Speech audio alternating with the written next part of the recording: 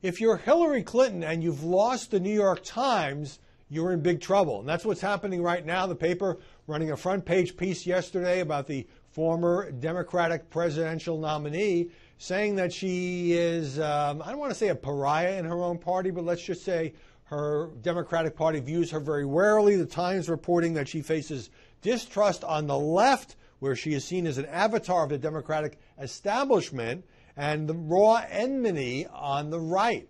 And she actually got off easy compared to her husband. Bill Clinton was described as all but invisible these days because of the Me Too movement and his past sexual misconduct with women now being viewed very differently in 2018 than it was even back in the 90s. The Times going on to say that many Democrats, quoting here, worry that the Clinton name reeks of the past, and fear that their unpopularity with conservative-leaning and independent voters could harm Democrats in close races. The peg for this was Hillary Clinton is starting to ease her way a little bit into the midterm elections. And this one just drove me crazy. She's about to endorse Andrew Cuomo for a third term as New York governor. And of course she's going to endorse Cuomo because he backed her when she ran for president. He served as HUD secretary in the Clinton administration. And he's running against Cynthia Nixon, who I really liked in Sex and the City, but has zero political experience. And some people on the left are like, how could Hillary do this, betray another woman? Well, where is it written that you, if you're a female politician, you have to endorse every woman who happens to get into a race, whether she's got any experience or not? Now, part of the reason Hillary Clinton gets such bad press, a lot of it is her own fault, because during the many months of her book tour, she seemed to constantly be bitter, I guess is the right word, about the 2016 election. I mean, she blamed the media. She blamed Jim Comey. She blamed Vladimir Putin. She blamed sexism. She blamed, and this is one that particularly rankled Democrats running for re-election, women who voted for Donald Trump because their husbands told them to, which was a shock to many people in this country.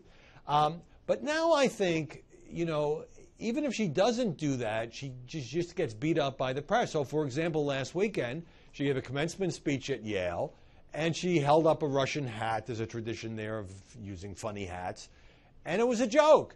And there were lots of cable segments. Hillary Clinton, Russia, she told a joke. And in that same speech, I mean, she criticized Trump, not by name, but, you know, obviously that's pretty easy pickings for a Democrat. She said, in kind of this tone, like, I haven't gotten over it. And I still regret the mistakes I made in the 2016 campaign. And there were all these headlines. She hasn't gotten over it. Okay, well, she was being honest, and at least she wasn't blaming everybody else except herself. She talked about her mistakes in the 2016 campaign. So I think we've gotten to a point now where the only thing the media care about when it comes to Hillary Clinton is whether, A, Donald Trump is going on Twitter and saying that Crooked H, should be under investigation on the email and other stuff. He in some ways still fighting the last election.